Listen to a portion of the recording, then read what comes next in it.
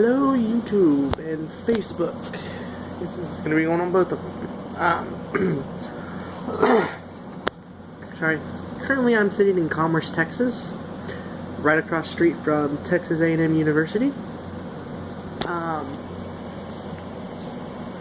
am day 24 of my training.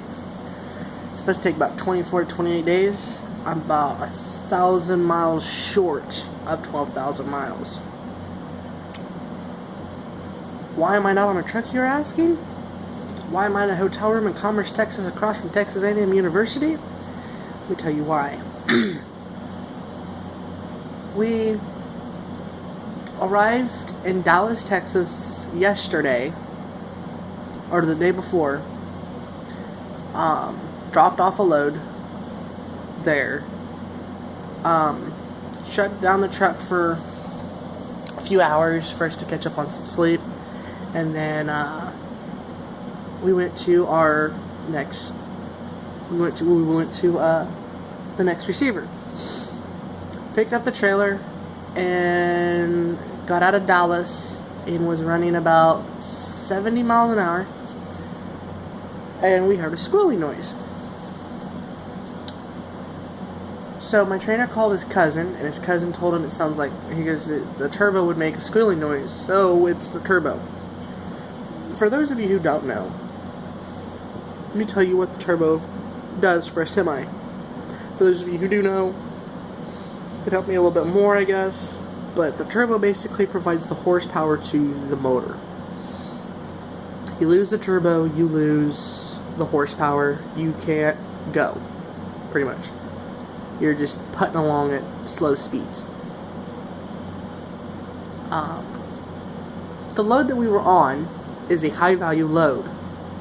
For some of you out there that know, for a lot of the truck drivers out there that know what a high value load or an HV load is, a lot of you guys have a lot of rules to abide by. A high value load is a load that can range from anywhere from transporting $1 million products such as flat screen TVs, video games, basically electronics, to pharmaceuticals, to the clothing that you wear. It is based upon what the customer wants. So if the customer goes, I want you to take wants you to take these books, or it's tons of boxes of books, about 150 pallets or 150 cartons of books, and transport them from Dallas, Texas to Indianapolis, Indiana.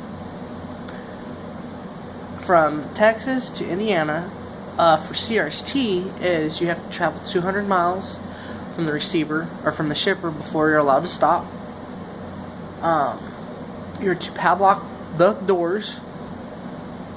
One driver is to remain with the truck at all times, and you're not allowed to discuss your load. And by the way, these, for those of you who don't have, for truck drivers, buy one, because they call this the Trucker's Bible. It is very, very important to have. And if you've noticed, mine's open. I gotta tell you something, because there's something to this story. We got about an hour out of Dallas when we noticed a squealing noise. We stopped in this town called Campbell, which is not too far away from Commerce, and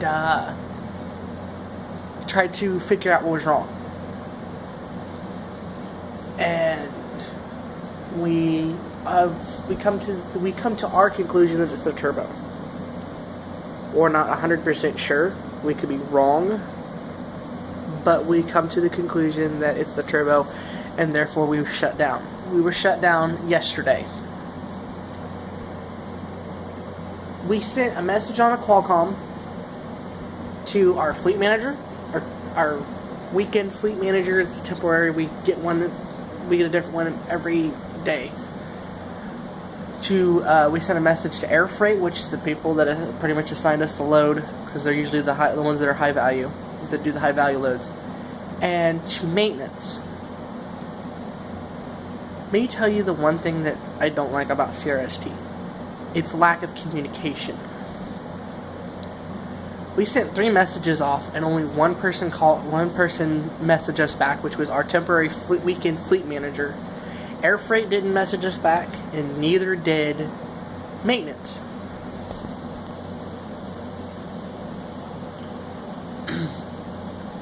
The question that was asked by our temporary fleet manager goes against, I wouldn't say goes against, was the dumbest question that could ever be asked. Mind you, from Dallas, Texas to Groveport, Ohio is roughly around 1,000 miles. Our temporary fleet manager asked the following question: can you deliver the load, then go get the problem checked out? Now, the reason why this book's open is right there. 396.7.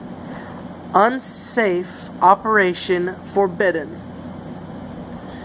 Tilt it to where you guys can read it.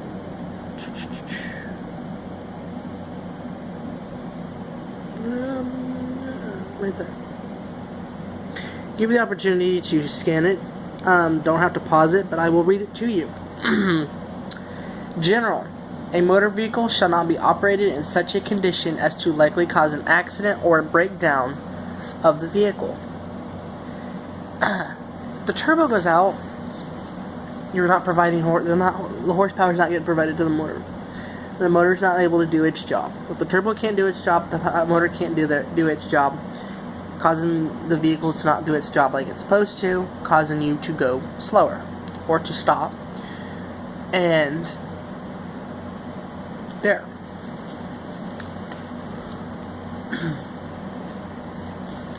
There's an exemption. Any motor vehicle discovered to be in an unsafe condition will be while being operated on the highway may be continued in operation only to the nearest place where repairs can safely be effected. Such operation shall be conducted only if it is less hazardous to the public than to permit the vehicle to remain on the highway. This book comes in handy. It is written by the Federal for the Federal Department of Transportation. It affects every motor carrier persons. Motor carrier meaning any vehicle with a U.S. Department of Transportation number, identification number.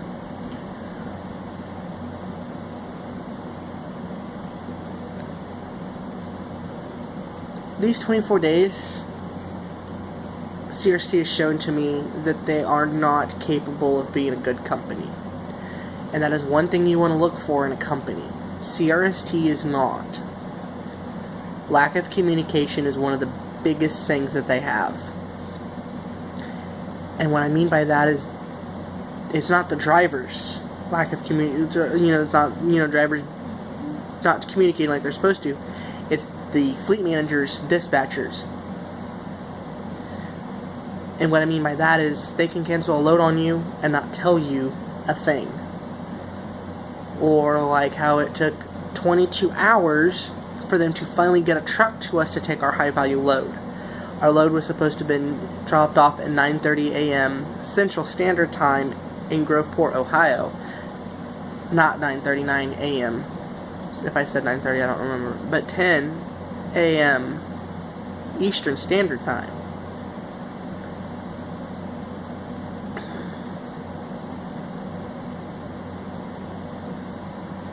I'm going to do what I can. I'm going to look for another company to work for.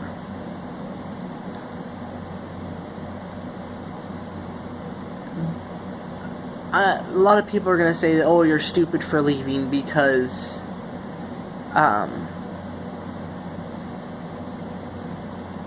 it happens everywhere. I've talked to a lot of people, and it does happen from time to time. Not on a constant, regular basis. And my trainer, the reason I'm in the hotel room is because I'm on my trainer's truck, and his truck broke down. He had to pay for the room, and here I am. That's another thing I'll talk about. CRST pretty much dropped the ball big time. But from their fleet manager asking, can you drive the truck, can you deliver the load 1,000 miles away on a bad part? No.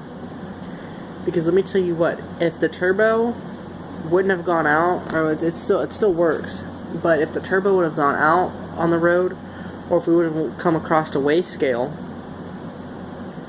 and got stopped by DOT or Highway Patrol, State Police, Department of Public Safety, however it is in your state, and they heard that noise and they decided to do a level 1 inspection, basically search the whole truck and trailer, every nook and cranny they possibly can, and all your paperwork, and found that the turbo was bad, they could put us out of service, meaning the trailer or the truck and trailer does not move, period, unless they have special permission. There are some exceptions. Or if the truck would have broke down out in the middle of nowhere, it would have taken a lot longer for a tow truck to get to us, for us to get towed somewhere and get a truck to relay the trailer to where it needs to go. I'm going to look at night transportation because there's a terminal in Kansas City, Missouri, and I live near Kansas City. Or if I can get out of CRST quicker at a company that says, well, you need to be in this certain area, see if I can find a way to relocate to that area to where I can I can be closer to be in the area that their hiring radius, so that I can continue my trucking career. My trainer's a lease operator. He leases his truck. And as a lease operator, you have to pay for practically everything. Fuel, lumper fees, which lumper is a group of guys or a guy that unloads the trailer. Has to pay for scales, the CAT scales or whatever at truck stops. Tolls. And if there's a problem, to pay for your student's room and board at a place like a hotel. And also, I get paid 25 cents a mile for a certain period of time. My trainer pays for 7 cents of that 25 cents. And the company doesn't care whether or not you have the money. You're paying for it no matter what. All of it. That's only at CRST. I don't know how it is being a trainer elsewhere. If you're a trainer, just put down in the comment section below what your company does for trainers and students. I hear Sierra England doesn't. Sierra England's a little bit different. CRST's different. Warner's different. Schneider's different. Swift. Stevens Transport, all the other trucking companies are different, and not all the trucking companies exactly have a training program. I know CRST, I know Warner does, I do believe Swift I think does, and I know for sure Sierra England, like I said, Sierra England and CRST I know for sure, because I've tried with Sierra England and didn't quite make it, but I did, and then of course CRST because I'm there. But for those of you that are looking for a trucking company to work for, my advice, CRST is not the best. So, take my advice and not even bother. Yes, CRST has a lot of promises, like you don't pay for much of anything, you get reimbursed for everything, pretty much, except for food, but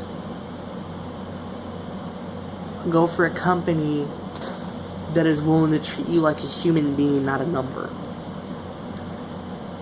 Not a lot of trucking companies out there can. There's a few trucking companies out there that know you by your first name. Not all of companies do. You're a number. CRST, you're a number.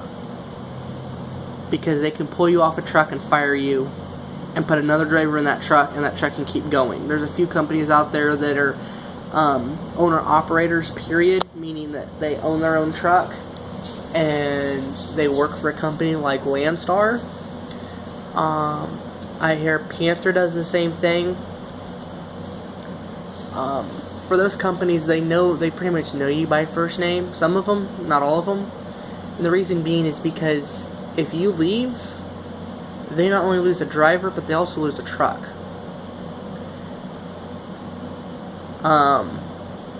So, yeah.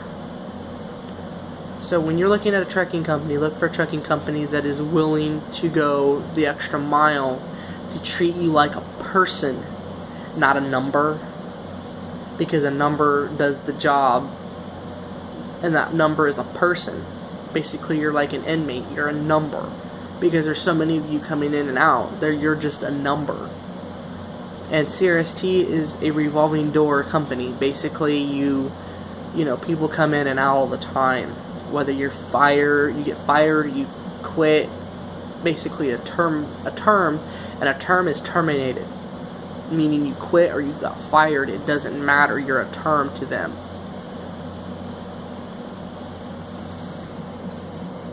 So, if I was you, look for a company that's willing to go the extra mile. Because I'm thinking CRST is not. So, remember that. And, good luck, world. I will hope to talk to you all soon.